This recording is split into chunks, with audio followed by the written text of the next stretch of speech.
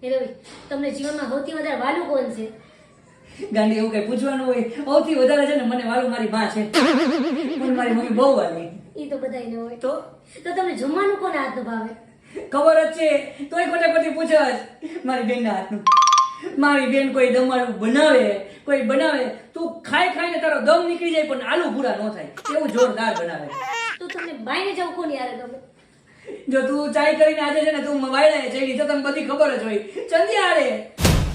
ચંદિયારે બાઈને જાને એટલે એની વાત ખૂટે જ નહીં અને તું જરાય બોર જ ન થાય એની યારે એવી મજા આવે.